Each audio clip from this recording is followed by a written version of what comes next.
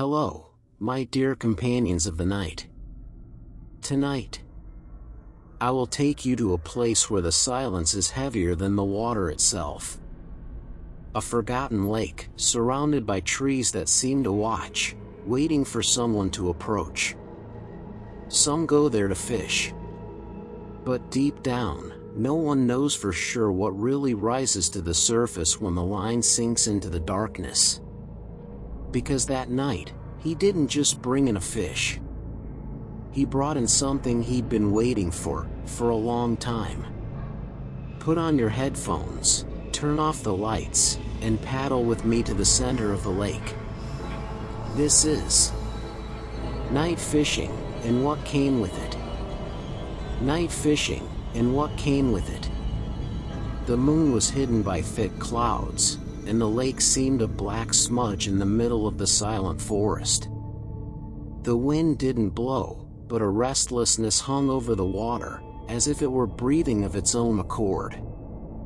Every sound, every movement seemed amplified, the creaking of the boat's hull, the water lapping against the wood, the swinging of the fishing rod.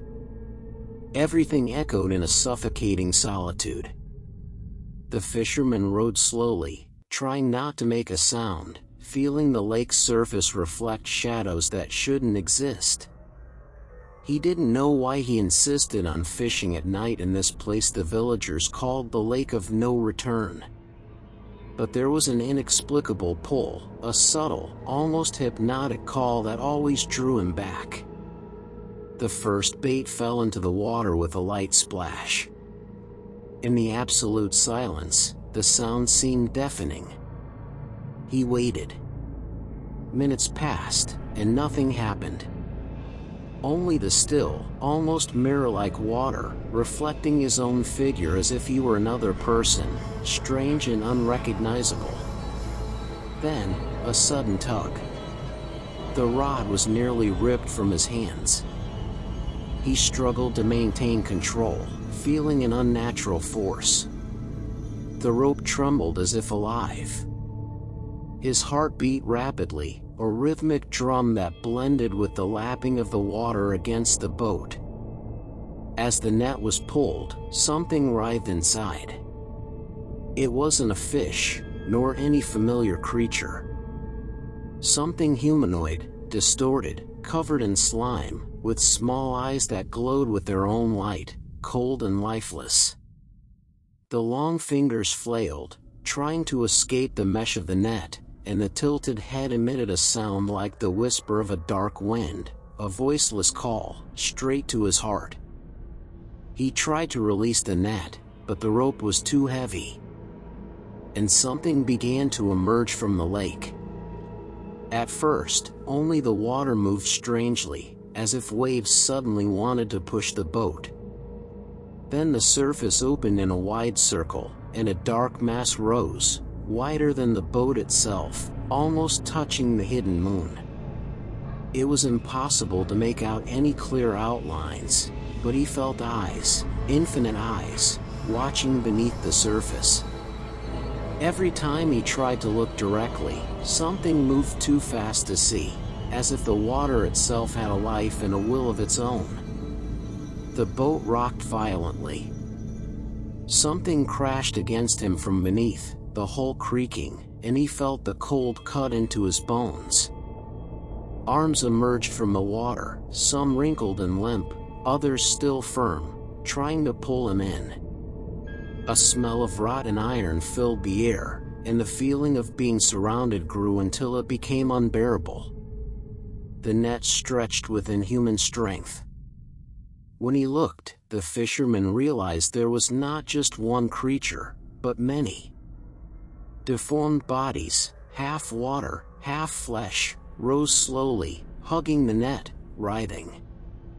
Their mouths opened in silent screams, seeming to call to him, promising that if he fell, he would never see the light of day again. Then something touched his shoulder.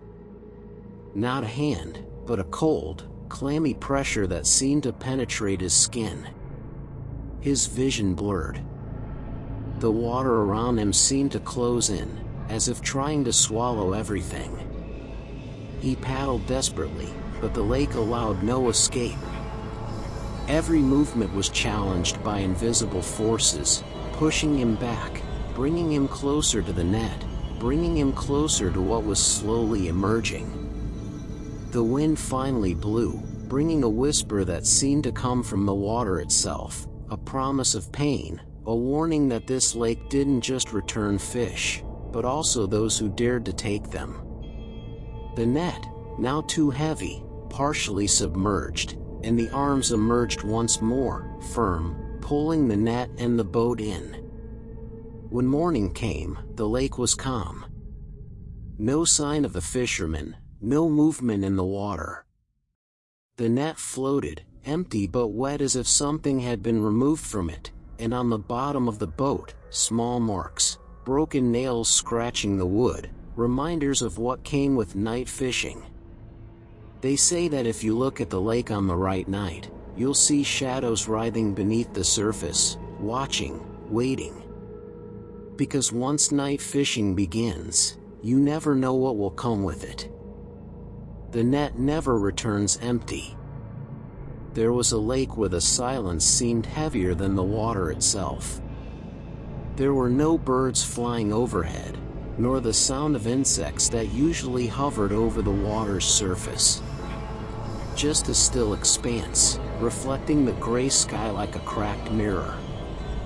The air smelled thick, of rotting wood and something else, something sweet, reminiscent of meat left in the sun. The older fishermen avoided the southern shore. They said the water held things there that shouldn't be pulled to the surface. But some went. There always were. And none of them returned with empty nets. It was at dusk that the shadows began to lengthen over the lake, and the waters took on an almost black hue. A lone boat glided slowly, cutting the surface with the tip of its bow. Inside, a man rowed silently, feeling the damp wood beneath his hands. He knew that the farther he went, the heavier the air would become, and the more impatient whatever lived below would become. The net was cast. The sound of the ropes losing themselves in the liquid darkness seemed deeper than it should have been. There were no bubbles. There were no splashes. Just a dense silence, as if the water had swallowed all the sound in the world. Minutes passed. Then, a tug. Weak at first, but growing. As if something, much larger than a fish, had become entangled and now wanted to drag the entire boat under. The wood groaned. The rope stretched to the point of almost breaking. He pulled. The net rose, and with it came an unnatural weight. The first thing to emerge was a human arm, blackened and swollen, the fingers clenched in a gesture that seemed like supplication. The skin peeled away in shreds, revealing damp fibers. Soon, a face emerged, or what was left of it, the mouth open in a silent scream, the milky eyes fixed on the fisherman. But it wasn't just a body. Others mingled, entwined in the net as if still alive, trying to climb over each other to escape the water. Arms stretched out, claws with broken nails scratching the hull.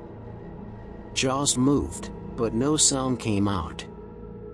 The only audible sound was the dull slap of flesh against wood and the insistent scratching. He tried to free the net, but the rope burned his hands, as if glued to his skin. Then he realized, it wasn't him holding it. It was them. Cold, soaked hands climbed the cable, gripping it, pulling him in. The boat rocked. Something enormous, below the surface, caused the water to part in wide circles. It wasn't a fish. It wasn't a man. It was a hulking shape that seemed to merge with the shadows of the lake.